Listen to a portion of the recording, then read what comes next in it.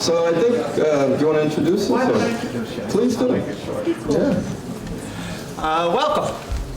Today we're fortunate to have Finola McDonnell from the Financial Times Group of London, actually international, here with us today.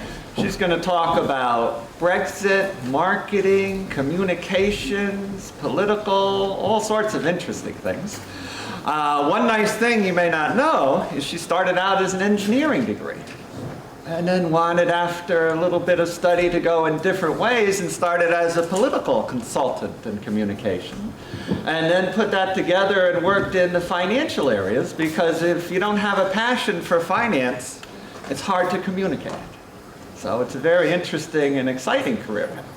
And then Jacques Tortoroli, our executive in residence and institutional advancement, started out as an accountant in KPMG on the partnership track. And then went to PepsiCo, went to Viacom, MTV. You can ask about the music. Yeah. All right. And ultimately at Bacardi, where he just retired, and as his last retirement activity, he led the group that merged and bought Patron Tequila, Patron Spirit. So again, a very interesting career path. So today, we're going to hear about Brexit and those influences. But then the more exciting part is toward the end of the program, where you get to ask questions. So here's a wonderful opportunity for two wonderful executives for you to ask questions. So please do so. So that's enough of me. Go to it, Jacques. Great. Well, good morning, everyone, and thanks for being here on the St. Thomas Aquinas College campus in our library. Finola, thank you for being here and joining us from your travels in the UK. You know, I think what we'll start with is a little bit of the Financial Times. Finola, as you know from the materials, is the Chief Communications and Marketing Officer of the Financial Times. And Finola, you know, it's a paper that started in 1888, so it has a rich history of 132 years. What do you look to in terms of how it's lasted this long with the reputation it has? Well, first of all, apologies, I forgot to bring a copy of the FT with me, which is very un-chief marketing officer of me. So it's a pink newspaper, it's a very good read, I highly recommend it. You can look it up on ft.com. And more on that in a minute. Yeah, we were founded in 1888. Who here has heard of Jack the Ripper? So Jack the Ripper was rampant in the East End of London in 1888. That's the era that the FT comes from, Victorian London. You imagine London was this city at the heart of the British Empire, which was the global force, if you like, on the planet at the time. It was kind of the hub of international trade and business in its very early form. And London was this heaving place of investment and storytelling about what was happening around the world. And in those days, there was also this, it's funny how things come in cycles. It was also the era of the original concept of fake news. They had penny presses, what was called the concept of the penny press, right, back in the 19th century, when just about anybody could print a kind of newspaper, which could be a sheet or two, quite cheaply. And there was a stream of people who published news about what were entirely fake or fraudulent investment opportunities, you know, elsewhere in the empire. Put your money into, you know, the spice fields of Zanzibar, or have you thought about the West Indies and all of this opportunity? And these were shysters. They were taking money from people in London who wanted to get involved in the global business scene. And so the FT was founded originally as a response to this. It was a real requirement for London, at the heart of this empire, the people of London, the bankers of London, the business people, to really understand what was happening in the world, have quality, proper information about what the opportunities were, how they needed to respond to that, and where they could put their money, what was happening in the burgeoning empire and elsewhere in the world as it then was. So that was the roots of the FT, and started publishing as a newspaper then. I mean, the modern FT is an amalgam of two financial publications that came together after the Second World War. The modern FT really traces its roots to the early 1950s. But broadly speaking, that's where the history goes right back. What's interesting about the publishing industry is that, in fact, if you stand back from it, it didn't change greatly until 1989, newspapers, okay, they evolved and they became bigger, and advertising became a thing and began to support the financing of the newspaper or the publishing, the print publishing business around the world. You came through the 60s and 70s, you got into the heyday of newspaper publishing. You know, all of your parents will have been daily newspaper readers. And the model, even though it became more sophisticated, it was broadly unchanged until 1989. In 1989, the Financial Times moved headquarters in London. And the building we moved out of, Bracken House, had printing presses in the basement, and then we moved to some offices and printing was done elsewhere. But when we moved in March 1989, the Financial Times had a circulation. We printed about 250,000, 250,000 newspapers every year that were distributed mainly still through the City of London, and then a little bit more internationally as well. And then in March 1989, a guy called Tim Berners-Lee wrote a paper called Thoughts on a World Wide Web, which, you know, this probably predates most of you, but that was a thing that was invented in all of our lifetimes. Yeah. And that is what changed publishing. So if you imagine that the publishing industry for about 100 years was kind of like doing the same thing, broadly speaking. And then in the past 30 years, you've seen this utter disruption of everything that went before. So today, the Financial Times is mainly a digital subscriber-based publication. We have just over 1 million people who are daily subscribers to, paid subscribers to the Financial Times, and about 900,000 of those people subscribe in digital only. So if you go to ft.com, you can subscribe. We still circulate about 200,000 copies of the newspaper every day. Print has not gone away, particularly for our audience. And for me, it's a really useful marketing tool, because to walk around the world, to walk into the headquarters of the world's biggest businesses, or to see politicians with the pink Financial Times sitting on their desk, is a really important branding tool for me. So I'm a big supporter of the paper, but the industry is nothing like it used to be, and digital is the future, and digital content sales are the future. So that's my quick history from murder in London to a global digital publisher today. And like many newspapers that we see, you have a subscription, or you have some information that's free, and then you go behind a paywall if you want to read more stories. You have that as well in the Financial Times? So the FT was the first publisher to go the paywall route, actually. We pioneered that. And that was around, it iterated. So in the early days, the sort of 2004, 2005 era, paywalls were quite different. Tech was different. We were in the very early days of the web. You didn't have what we would call digital first publishing now, where people write for the web or write for mobile.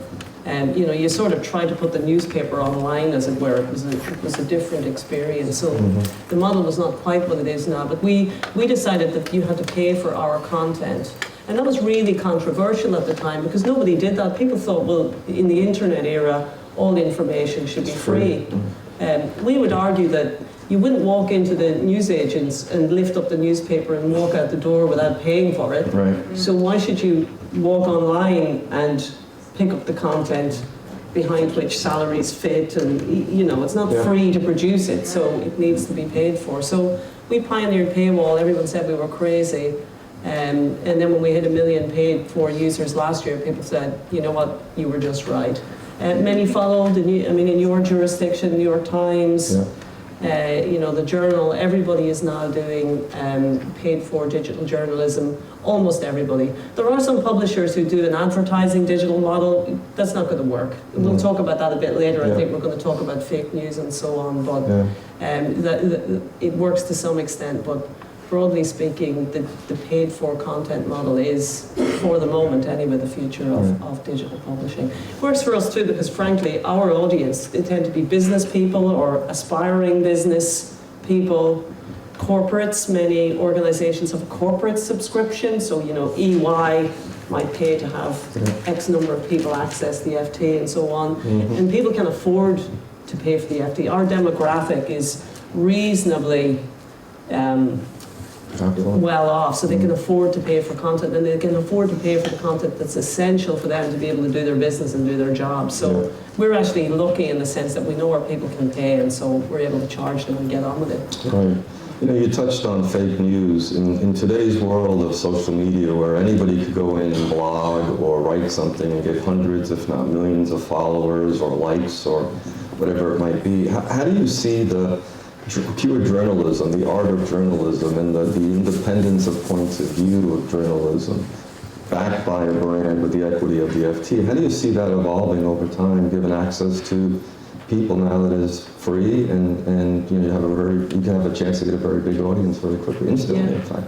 Yeah, I mean, it's a big challenge. It's worth taking a step back and thinking about the sort of economics of it all, because that's partly what drives the main challenges in the news organisation, the news industry in 2020 is the money that lies beneath it. So if you think that for very many years the FT and other publishers were financed by a little bit of what we call circulation, so you paying for the newspaper, and then advertising. Broadly speaking, advertising was what financed print publications, certainly for very many years. And advertising is still a big chunk of our business, even though digital content, as we call it, is about 60% of our revenue. But today, the advertising business is entirely different. Facebook, Google, who are the biggest drawer of advertising, and now Amazon, draw in more than 70% of all digital advertising revenue. So the digital advertising market in the US, for example, is worth something like $130 billion a year, broadly speaking. And 70% of that goes to Google, the biggest chunk, Facebook, and increasingly Amazon. That's about $100 billion. That doesn't leave very much else to be spread out across the internet on all of these sites. It's completely killed print advertising. I took my phone because I had a stat that I wanted to look at, to quote. If you think about the economics of newsrooms, there's a group called Pew Research. It's really good to follow if you're interested in the news industry and how it works. So in North America, in the past 10 years, 47% of newsroom jobs have been lost. So you've gone from 71,000 journalists working in newspapers to 38,000 journalists last year. And the reason for that is because most of the revenue that comes into that world is now going to Google. Elsewhere, And a lot of it's going to Facebook. So the platforms, as we call them, are sort of destroying the industry economic model.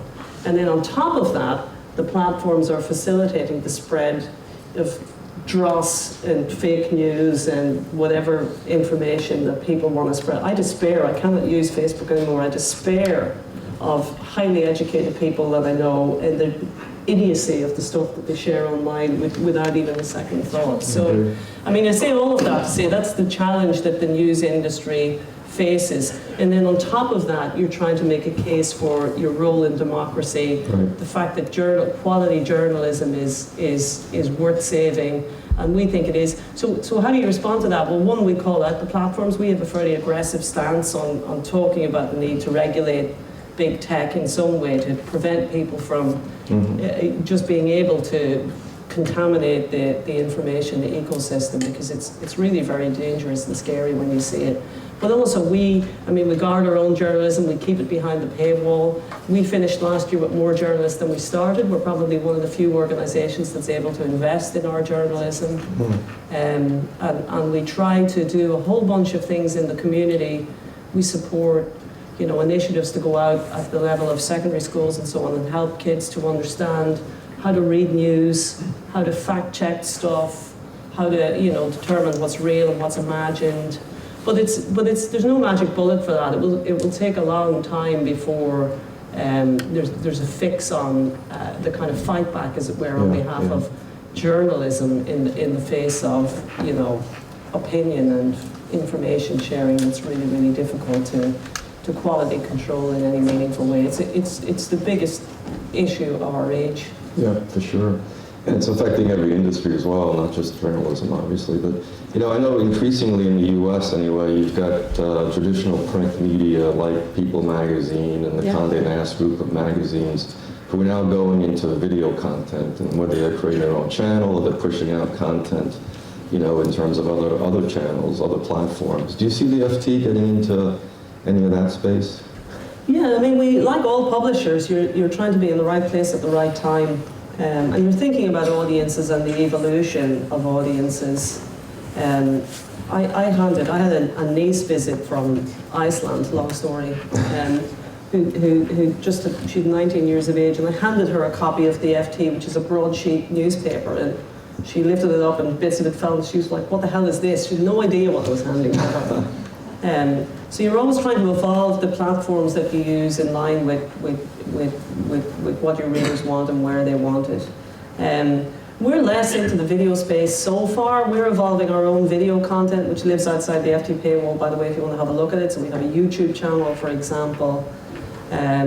We are evolving our own sort of video news shorts into what we're calling FT film, which is longer, deeper dive, more expensively produced film that's more thought-provoking and so on. We do quality rather than quantity, so we try and think about how do you differentiate what does our audience want, what's meaningful. Most of what we do in digital is, is around the user experience. If you're marketing majors, you'll know that what's different perhaps about digital brands versus traditional brands like, I don't know, Levi's or a Bacardi or whatever it might be. Marketing and brand marketing back in the day was all about getting people to buy, because you want to buy the Levi's or buy, you want to create this sort of sense about a brand, and I want to be part of that, and I want to be part of the mystique of that brand. Whereas in the digital era, marketing is really about helping people enjoy the brand once they're in there. If it's an app, you're using it every day, it's your user experience that counts. So we put most of our energy into what we call the concept of engagement, which is helping people find stuff easily, bringing them back time and time again. And we're increasingly getting into audio. I mean, in the US, audio, podcasting and so on is huge. And it really works for our audience. So less so on the video channel piece, because again, you've got thin resources and you're trying to do stuff really well. So we try to identify where the big trends are that fit with our people and then follow those routes rather than just doing what absolutely everybody else is doing.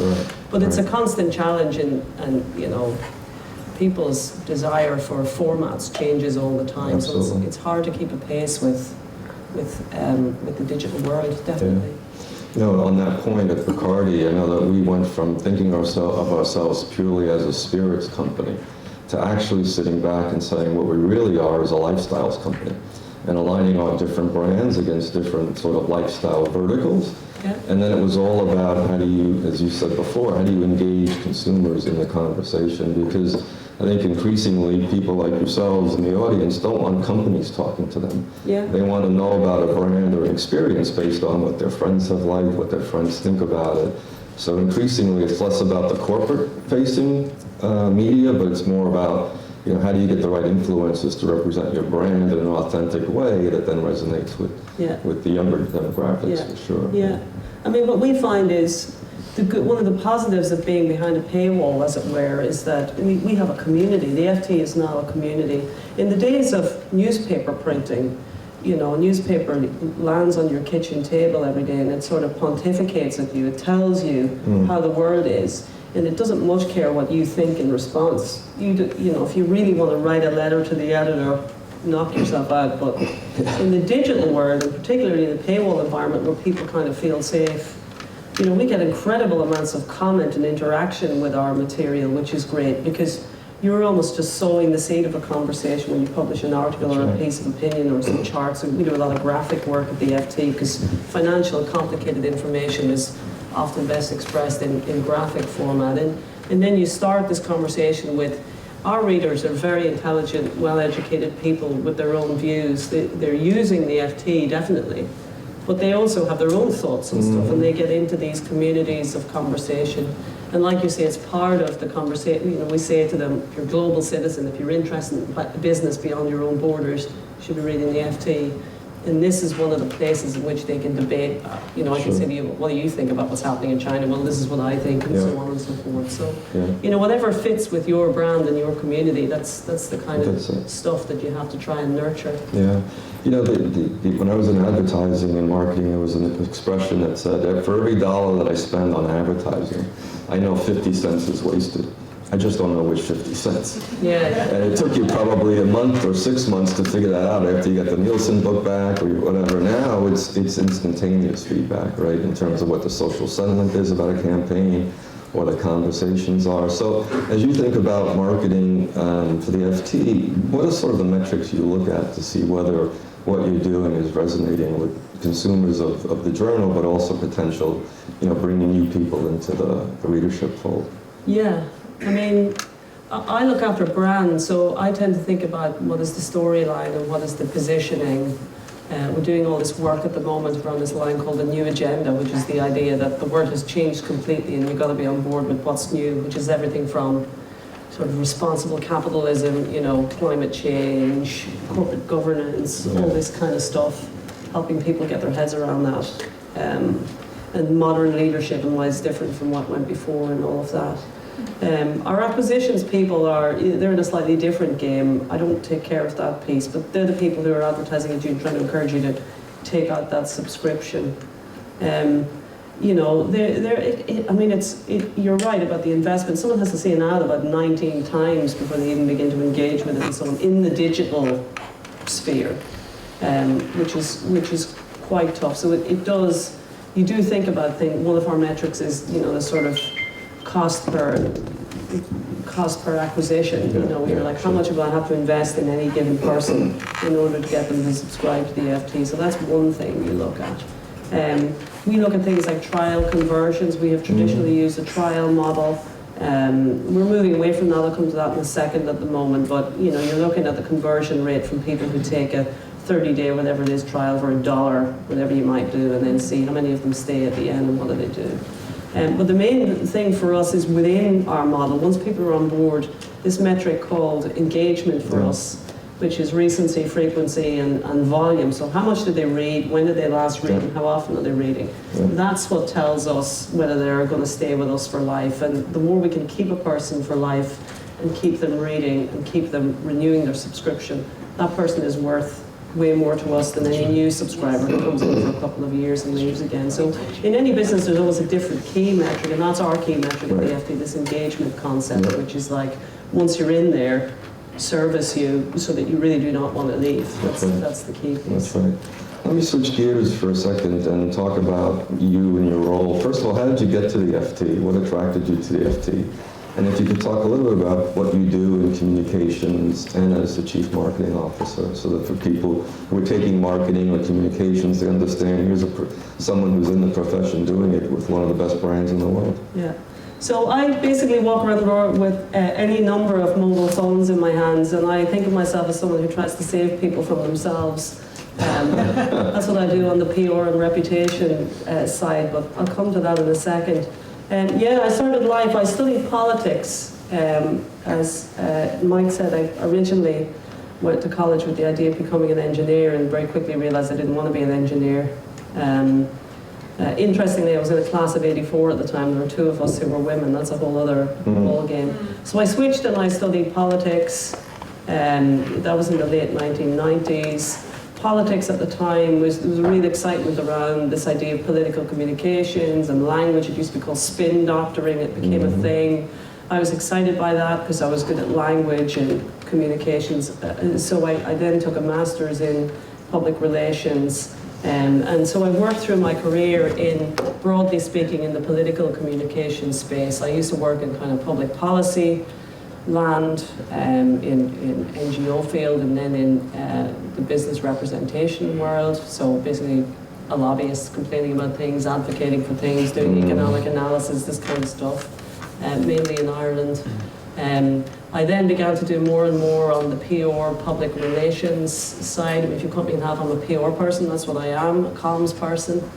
And I did a lot of work in Ireland in the Eurozone financial crisis. I did a lot of work to try and get the image of Ireland back on track, coordinating different government bodies and things, working with international press. So I got to know a lot of people who worked in, the FT, places like CNBC, where I previously worked as well.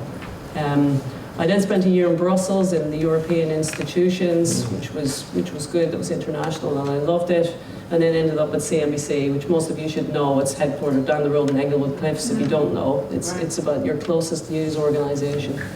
Heading up their international public relations and marketing suite of services. And then eventually I came over to the FT. We did a lot of work together. The FT and CMC in London are about 500 yards from each other. We do a lot of stuff together. So I'm a comms person at heart, a storyteller. And then I inherited brand, because to me, brand and PR and comms and reputation all go together, because it's the DNA of who you're trying to be. Who am I? You know, you ask that question from a corporate point of view. And how do I defend that position that I have, and how do I let people know about my personality and so on.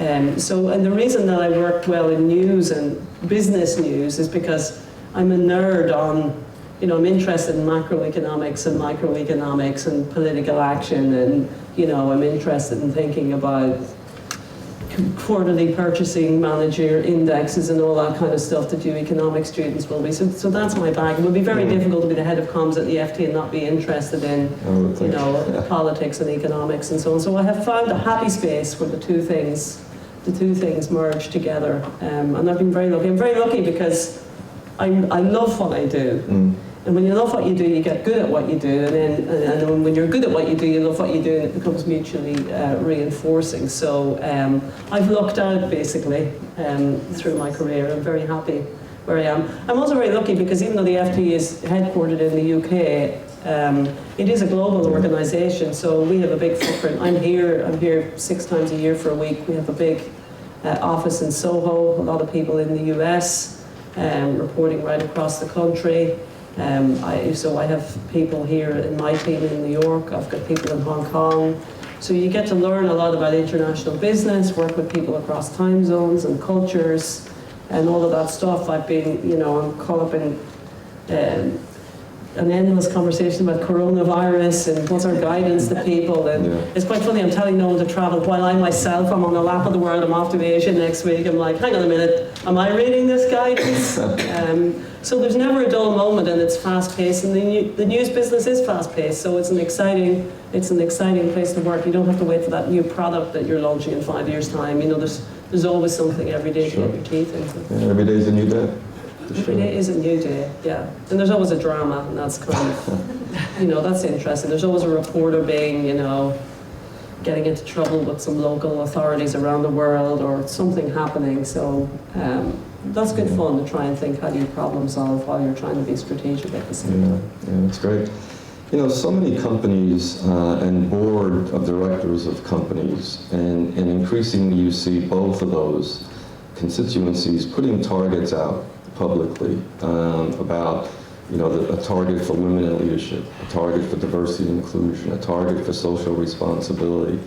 All of those are real issues in our corporate world, and all of them are top of mind for very many people. How do you see it in FT, and you yourself as a woman in leadership? What advice would you have, and how do you think the FT could help hold those companies accountable for standards that they set for themselves going forward? A lot in there. That's a lot in there. I mean, I'll do the women thing just as an example. The women thing. We're lucky at the FT. There's 11 people on the board, and 5 of us are women. So 6 men, 5 women. It could be the other way, but it's as close to parity as we can get without cutting someone in half. And not just the obvious. I mean, the head of marketing and comms is often a woman, and the head of HR is almost always a woman, and so on. But our head of tech, you know, the person who's behind all of the tech infrastructure and engineering at the FT is a woman.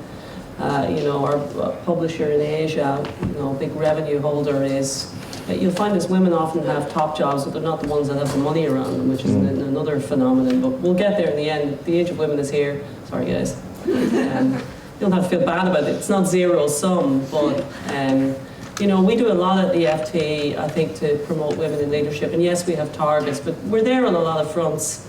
The other big challenge we have is women in readership. So about 80% of the people who read the FT are men, which tells you still that business and international business and finance and so on is still a very male arena. And you know, that's something that needs breaking down. We've done a lot of work to try and make the FT, I often say this rather than say to make it more appealing to women, we're at least making it less unappealing to women, which is all manner of things from, for example, we have this really cool piece of AI called Janet Bot. It's called after Janet Yellen, who ran the Fed here.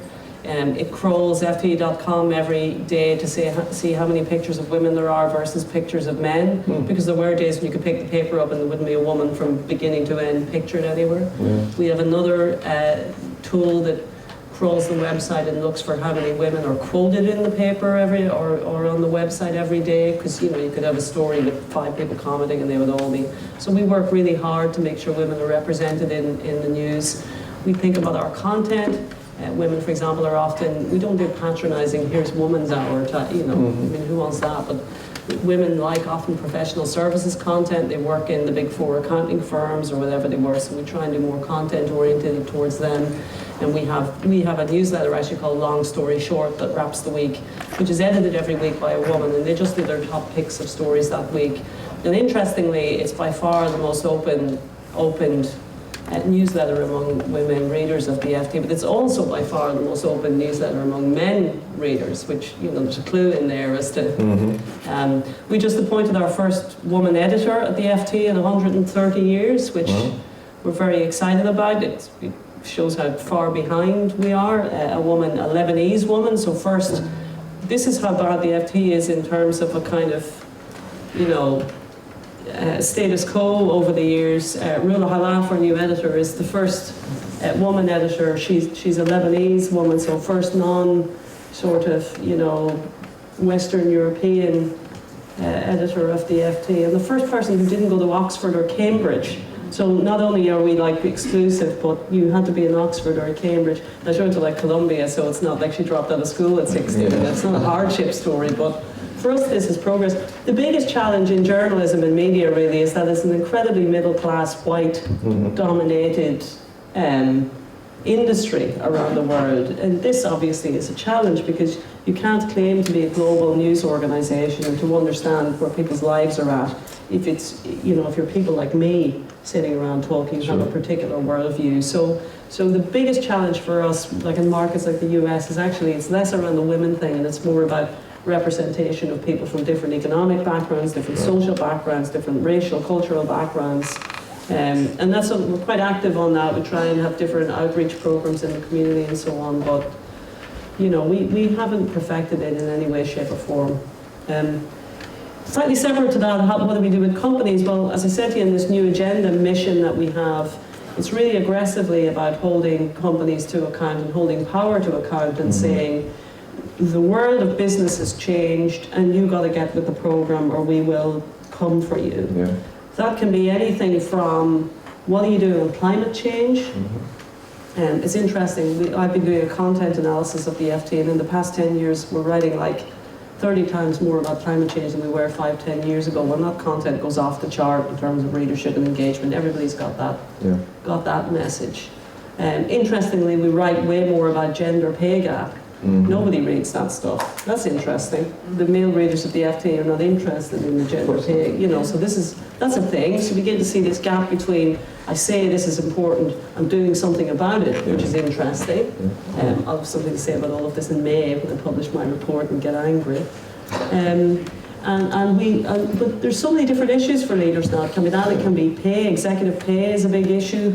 You have this kind of activism among shareholders now, and they're like, hang on a minute, how come you're paying yourself multiple millions and so on versus your average worker and so on. So the FT has a huge role in that because we probably have, there are 1 million subscribers, the readership is bigger, 24 million people read the FT every month, but it's relatively small, but it's a really powerful audience, the key people on the planet, whether they're politicians or business leaders. So if you can convince them, or at least hold the stick to them, carrot and stick, about the benefits of doing the right thing, however you want to define that, then you can have a very big impact indeed. So we're all about that. And as I say, going back to 1888, when we were set up in this fake news era, on the masthead, the top of the newspaper, it said, slightly old language, so bear with it, but it said, we are the friend of the honest financier and the enemy of the bull and the bear. You'd be like, what does that mean? Well, it basically means we stand up for people who are proper, honest business people, and we will oppose those who are trying to rip you off. Right. And so the modern take on that is this idea of responsible capitalism, and we're still capitalists at the FT, don't worry about that, but we do believe there's a better way of doing business in the 21st century than what went before. Yeah, and I know at Bacardi I can say that we had a big sort of drive on making it front and center to increase the color scope of our employment force, getting more diversity and more inclusion of whether it's cognitive differences, sexual orientation, whatever it might be, but really have an inclusive culture. And I was happy that when I left, we had a lady running our Russian business, which is our third largest market in the world. And you can imagine the spirits industry, it is a man's, or was a man's sort of place, because you're going into bars, you're talking to bartenders. And what we actually found was the most effective brand ambassadors that we had in the on-premise channel were women. Yep. And so it's been a big issue for us, and that we're working on, and other companies are as well. And on the social responsibility point, you look at companies like Ralph Lauren, this great brand Ralph Lauren, and they're now doing a clothing line out of recycled plastics. So companies are increasingly looking at what do they do with their byproducts and how do they recycle that, whether it's water treatment, going back into fertilization, going back into watering acreages for farmers, etc. Yeah. But, and again, it ties back to marketing, I think, and what your view on it, but increasingly, I think consumers, particularly the younger consumers, want to know what the company's social responsibility agenda is. Yeah. It's interesting you sell a product, but what are you doing about sort of the bigger economic issues and social and climate issues? I mean, all the research shows that millennials, I hate that word. People are younger than me. I used to think I was young, now middle-aged. Someone filled out a staff survey recently and said there were a lot of middle-aged women in this table. I went, oh my God, it's me. They're talking about me. I'm it. But all the research shows that millennials, again, there's a slight difference in what people say and what they actually do, but really want to spend their money on brands that they believe in some way, or that can align their values to whatever that might be. I mean, you see it here, you see what Nike are doing and whatever. And that's not goodness of their heart stuff. They have the data, and the digital area of all this data. The data told them if we use Colin Kaepernick in this ad, we will sell, and they were right. They knew they had the demographic to do that. So you can make political statements, and you can be much more aggressive on, standing up for stuff as a brand. Brands stand up for stuff now because they know that the younger audiences are much more interested in what they stand for and want to align themselves with a set of values and a set of views, whereas your parents maybe went, well, these trainers are better than these trainers, and why would you pay so much money for this shoe when you can get this, there's a much more utilitarian approach to spending money. I mean, all of the research tells us that people want to, and people will move their mony. I mean, you see it in the States all the time. There's a boycott of this and a boycott of that, and on both sides of the political divide here, there's a real sense that if you want to nudge a company towards doing the right thing, then it's how you spend. And that's everything from the consumer who's making the decision about where to buy coffee to Larry Fink, who runs BlackRock, a huge investment behemoth, who said, we're not going to invest in your company anymore unless you can show us your sustainability credentials. And that's having a massive impact on what big global corporates are doing, because they've got to get their money. And investment funds increasingly want to be in this ESG space, this impact investing world, where you're putting your money into things that make a difference and trying to solve problems on the planet as well, rather than just make a profit. Sure. And that's the trend of our times. 100%. When I lived in London for 4 years, and I used to say we were a great two peoples divided by a common language. And for those of you who don't know what trainers are, they're sneakers for us here. So we have some words that, you just learn the differences, the nuances of words between the British English and the American English. But it was fun watching a son grow up speaking about having to go to the loo, and, what are you talking about until you understand what he's doing. So. Let me switch gears, because I know we had Brexit here as a topic. So what is it? Why did the UK pull out, and what do you think the implications are on businesses, on commerce, and on citizens, whether you're now in the UK or you're out of the UK in the EU? Yeah, I mean, this might be a bit niche, and I don't know what you know about Europe, but so Britain has been part of the European Union, which has evolved through time. Certainly, you see back in the day, since the 1970s, one of the original members of the European community. which was set up to try and, it was originally an economic thing. It was set up around this concept of the single market, which makes Europe and its European countries, it's not unlike the United States, right? The idea that each state has its own kind of identity and rules and things like that, but you operate as a single entity when it comes to economics and movement of people and so on. So the European Union basically, within it, anybody who lives in a member state or is born in a member state you have the right to what we call freedom of movement. So you can go and live in another. I can go and live in. I'm Irish, by the way. I'm not British, but that's a whole other can of worms with Britain. Let's not go there. But I can grow up in Ireland. I can decide I'm going to go and live in France, and I'm entitled to work there. I'm entitled to get a pension there. I can take all of my benefits with me, and so on. If you're a Polish student, you can move to the UK and so on. So it has this kind of people dimension to it. And then the single market, which is a market of 300 million consumers, was set up to compete with places like the United States that had scale. European countries didn't have enough scale in their own right to have kind of dynamic markets. The biggest market, Germany, which is quite domestically oriented anyway, it's not really a trading country. They didn't have this big market, so the single market created a space for European countries companies to trade and do well, gave them a good marketplace, and everybody adopted the same rules and the same manufacturing standards and everything else, so that you can brew, Guinness in Dublin and consume it in Hungary, in Paris or wherever you might be, and everybody's playing by the same rules.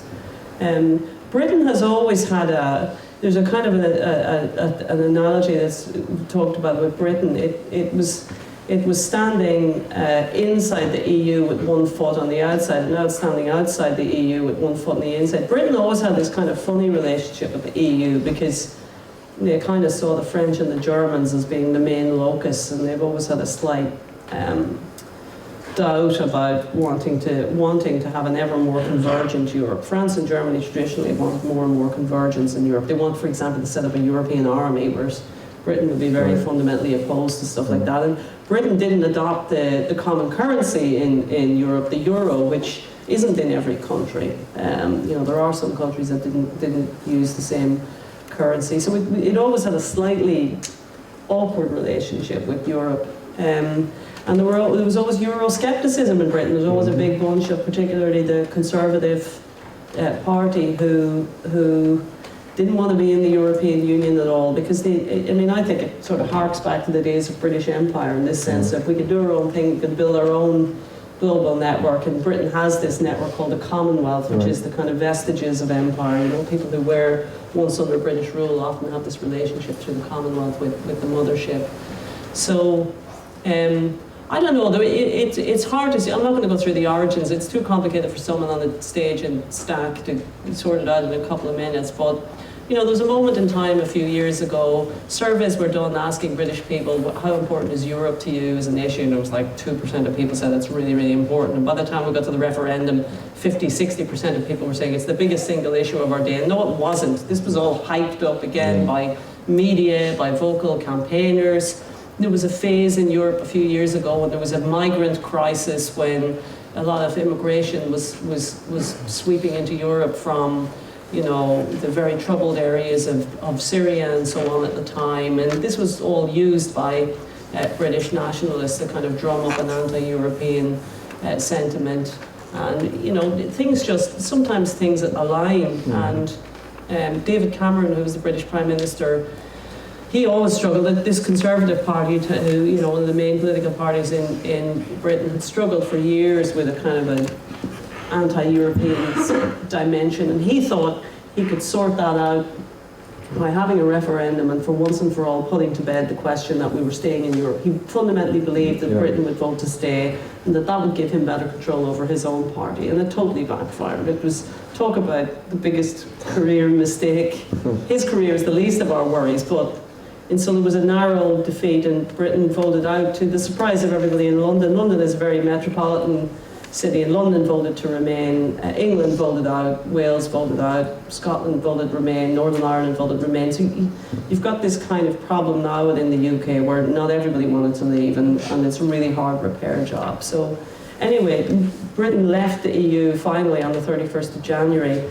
nothing changes until the end of this year. We're in this transition phase where all the same rules are being followed, and there's hope of doing a trade deal and so on in the next year. But what could change? I mean, this isn't definite. What could change is the end of freedom of movement, so the end of the idea that a British citizen can grow up and decide to go to the Sorbonne to college or go live, work elsewhere in Europe. This could be controversial for the thousands of British pensioners who live in the south of Spain and bought retirement homes there. Many of whom voted for Brexit thinking it wouldn't affect them. Hello. Oops. It could affect just travel, not just like migration, but travel within Europe, because you'll be outside the immigration rules that apply across Europe. For companies, it could be a real pain because Britain at the moment is talking about diverging from European standards. You know, you could keep the same standards. Okay, you could be outside the main trading bloc, but if you apply the same standards, you can imagine that doing a trade deal with Europe, which is what they want to do, would be fairly easy. But if you diverge from that, if you decide, no, we're going to change our food and manufacturing and everything else standards, then it's harder. So that could all change. So if you're an exporter in the UK at the moment, it's a nerve-wracking time, mainly because you have no idea what's happening. There's no sense of any certainty. This will go on for years. There'll be a decade of wrangling about that. And then in the meantime, Britain wants to do these other trade deals internationally to kind of, it says you're not allowed to negotiate. If you're part of the European Union, you cannot negotiate your own trade deals. Trade is one of the things that is centralised in Brussels. So Brussels, Europe negotiates on your behalf a trade deal.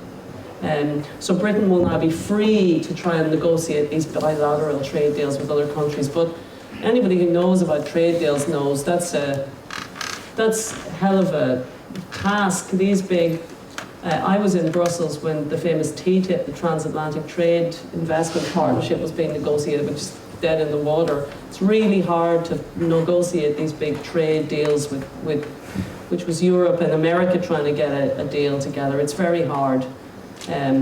So lots could change. Nothing could change. I mean, the problem with it is the total uncertainty. That's right. And actually, what's most interesting to watch is that there was a real sense in Britain, and you'll have the debate here, that there's too much immigration. So let's get out of the European Union and end freedom of movement, so Europeans can't come anymore automatically into the EU, into the UK. But most of the migration into Britain comes from the rest of the world. It's not from the European Union. And it's much more unskilled, and if that's your beef, that people are unskilled and lowering wages and so on, then that problem hasn't been solved at all by this. Right. So I don't know, I've gone beyond trying to get my head around what it all means. It's odd, but I mean, London will continue to thrive. London is a global city. It's not going to just fall away and become a nothing place, but other parts of the UK could well struggle for a while the economics of it all sort itself out. I think your point is well taken in terms of the uncertainty. I know with again, going back to the Bacardi days, we were exporting gin and whiskey from the UK, importing vodka and rum from the US to Europe. Now we don't know what, at the point in time we are now, we don't know where to expand our footprint and where to expand capacity and what the implications are going to be. So I think you're going to see a lot of companies just holding back as long as they can until there's a little bit more clarity. There's a lot of everybody's holding back. People are holding back on buying houses, consumers. They're holding back on deciding, am I going to, maybe they've been working in London for a few years, they're like, will I stay, will I go?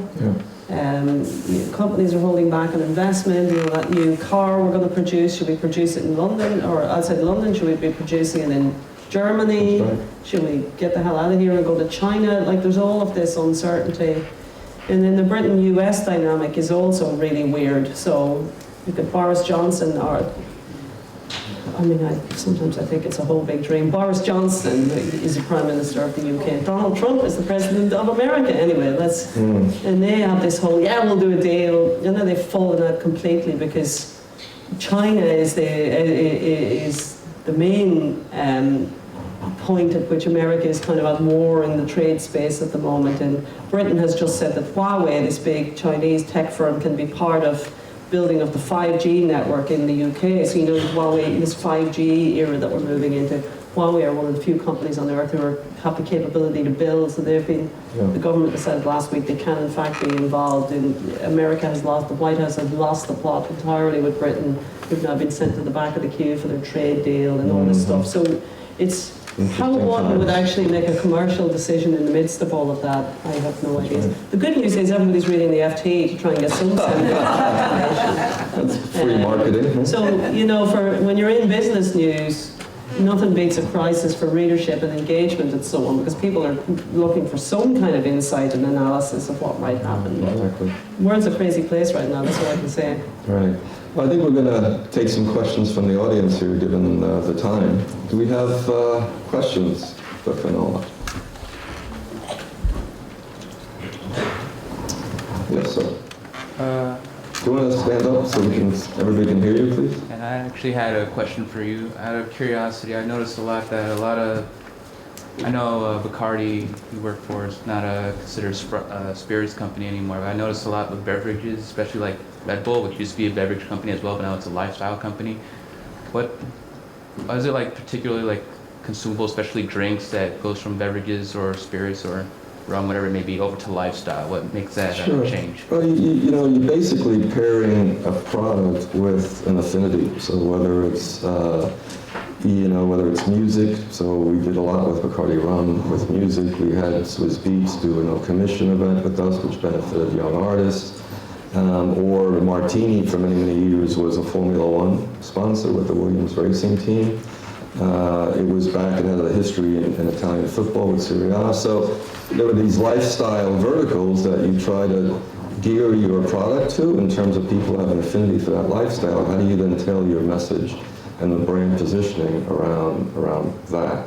But at the end of the day, you're still about selling spirits. But you know, it's about how do you put your brand in the middle of celebrating moments that matter, right? And how do you become part of the repertoire of what people are drinking in times when they have something to celebrate? And that could be big or small celebrations. So it's just a little bit of a different way to position the brands and how you get social content out and who your target and demographic is that you're trying to send messages to. So, but it opens up other opportunities when you think about it in a broader context around what else could you do, you know, in terms of satisfying or being part of that moment that matter that may or may not be, you know, a cocktail or buying a bottle. It could be having a mixologist come to, you know, host a party and teach, you know, how to make cocktails. It could be many other things. So, so it's just about really more of a marketing activity and how you're pivoting against target audiences that you want to recruit in or that you want to maintain your loyal drinkers in this case,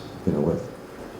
It's a good thought on your next, have a mixologist come and teach people how to make things. Do that, yeah, we'll do that. Yes, please. So obviously, I know you said that like with Brexit, like there's a lot of uncertainty. I was wondering if companies such as like the Financial Times, if you think like in the coming years you'll like seek to centralise more within like the European Union, like you say like moving offices like Amsterdam and such, or do you think like the focus will stay in London? Because I know you said it's a global city. Sounds nice having an office in Amsterdam. Amsterdam's really nice town, by the way.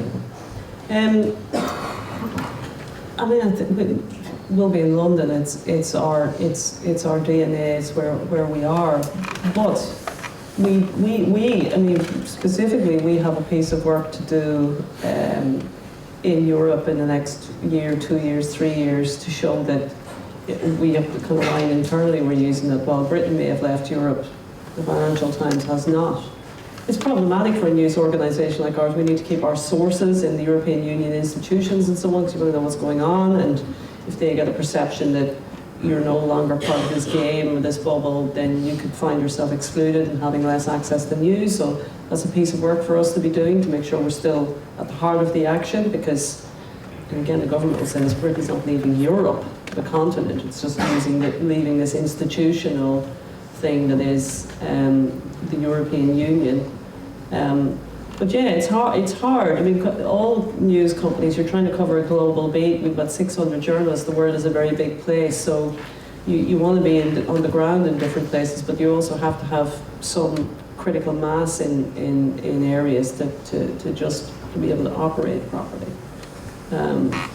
But it's an interesting question, and lots of companies, less so for us because of the type of work that we do, but if you are like a manufacturer or something like that, it's very difficult at the moment to know where you should put yourself in Europe, because it's not obvious. I mean, some work is leaving London, like financial services, as you'll know, because you know there's particular license to operate around the financial services sector, and European banking license laws and so on, which the City of London, as we call it, which means financial services in London, could find itself outside of. That's one of the big challenges facing London, which vies with New York all the time to be the financial capital of the world. So you do have certain banking specialisms, for example, moving to Frankfurt, huge banking space, moving to France, Paris, another big banking space, and moving to Dublin, where you know a lot of companies invest in our American companies in particular, also Swiss companies. Switzerland is not in the European Union, even though it's in Europe. So a lot of Swiss companies headquarter themselves in Ireland because it's English speaking, it's Eurozone, it's a good place to have a European headquarters. So all of that stuff will be up for grabs for the next few years, and you see it already. We benefit from the advertising, but you already see French governments and regional governments, you know, pushing really hard and advertising really hard for you to move your operation to wherever it might be. You know, we've got the best setup in Paris, why don't you move to Paris, and so on. So it's an interesting time, lots of transformation. Yes, sir. This is a question mixed with an observation just about journalism in general, not so much specifically about the Financial Times, but I'm a businessman, not a journalist. I rely on journalism for information. I'm a citizen. I rely on journalism for information. Just as someone outside of the journalism business, I don't see journalism right now as really doing its job, as getting to the heart of the story. I see journalism frequently trying to spin a narrative, tell their own side. And I'm talking about either side, okay? You want to say there's two sides. I think there's more than two sides, but there's too much, I think, attention, trying intentionally not to offend some people, trying intentionally to offend some people. What happened, I'm interested to know, what happened to getting the story right? Yeah, I mean, it's a whole thing. We're quite lucky. So the FT is lucky in that we're an independent organisation, again, quite niche, but and specialist, but we're actually owned by a Japanese news organisation called Nikkei now, but that company is owned by its employees, so we don't have Rupert Murdoch or, you know, whomever sitting in the background, whether literally pulling strings or influencing coverage. So one of the reasons we do well, the US is actually our biggest market outside the UK, is because there is an appetite here for non-partisan news about what's happening in the world economy.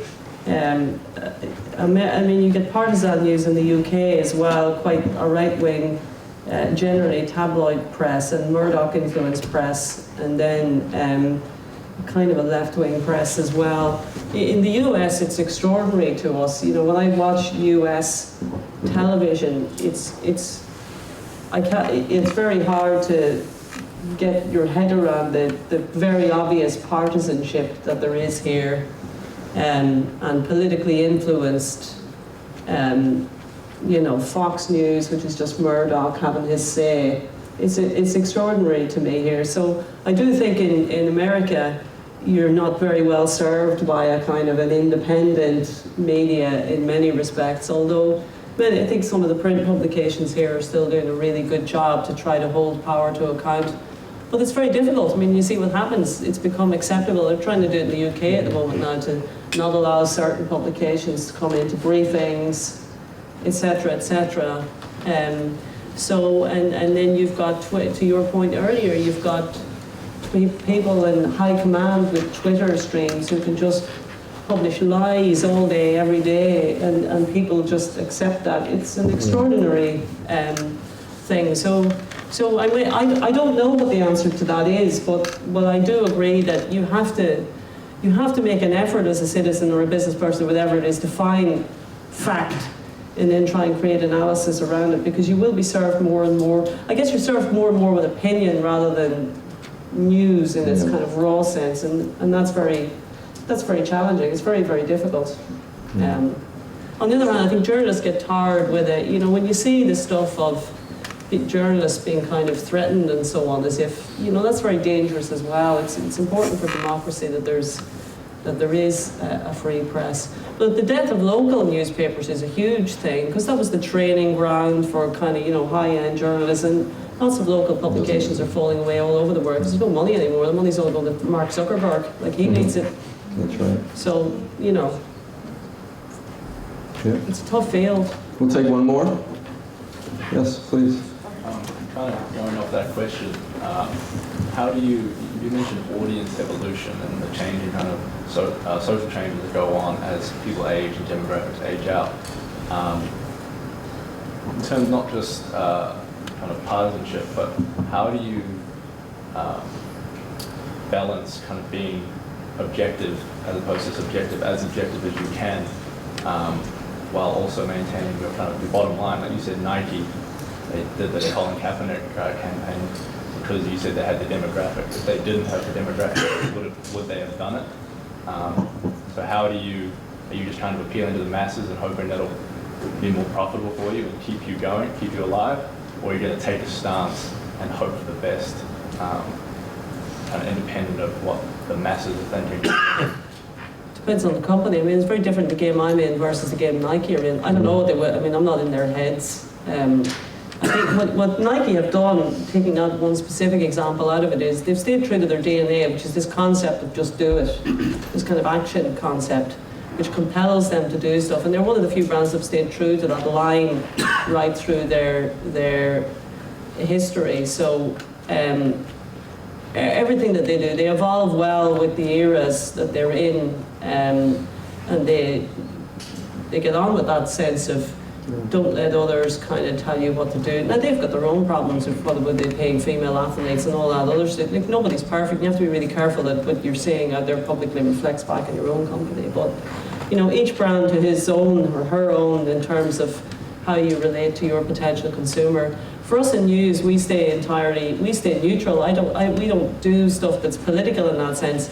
The stuff we're doing now that's trying to be purposeful around modern capitalism and conscious capitalism, I might call it, is about do the right thing, whatever that is, and you should get with the program in terms of fairness and inclusion, and, you know, how your company behaves and how sustainable it is, and thinking about stakeholders more widely than shareholders. So we get a bit assertive around that. We had a whole slogan out last year about this line, capitalism, time for a reset, which was the concept that things are not quite right in the world of business. And business, in a world where political leadership is on the floor, horrific, all over the world, then, you know, business is the only force out there that can make a change. That's why I'm delighted that every company in the world is like, your climate change denial, we're doing it, which is lucky, because nobody else is going to do it. But business will do it, and business is the only force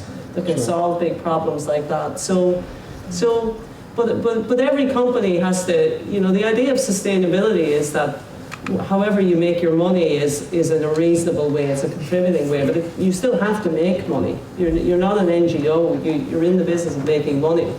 But you should be trying to do it in the fairest and best way possible, because otherwise you won't survive into the future, because companies that are just taking money and getting nothing back will just become socially unacceptable over time to be such a company. They won't exist anymore. Yeah. For me personally, I'm not a fan of having sort of stars, whatever, with sports or any kind of sort of personality represent the brand. I think people see through that. So I think it's more about having the brands really resonate with consumers in ways that are important to them. And that to me doesn't stack up with having a Kaepernick or anybody kind of represent the brand, because that's seen as paid advertising. And they're also, you know, they're hard to control what they say, what they do. You know, I know one of our competitive vodka brands was paying for a sponsorship for one of the artists. It was, I think, the Grammys the year before, and Instagram quoted drinking our beverage as opposed to who she was getting paid by. And that's the type of stuff, for me, I stay away from it. Let the brands speak for themselves in ways that resonate with their consumers and demographics, and then support that behind corporate, initiatives around social responsibility. Like we did a, no more straws, right? Straws suck campaign to get straws out of, consumers' drinking habits. So there's ways that companies can resonate, stay true to them, stay true to their mission, stay true to their brands, and still get their point across and build loyalty and brand equity over time. That's what's sustainable. Stars come and go, and your brand image, your brand equity, that's, if you don't have that, you don't make money. Well, I want to say thank you to all of you for joining us at this Fireside Chat here at St. Thomas Aquinas College. Thank you, Finola, for really great job. Really helpful. Thank you. I think Finola may be around a little bit if you want to come up and have a chat or a question. And see you next time. Have an awesome day. Thank you.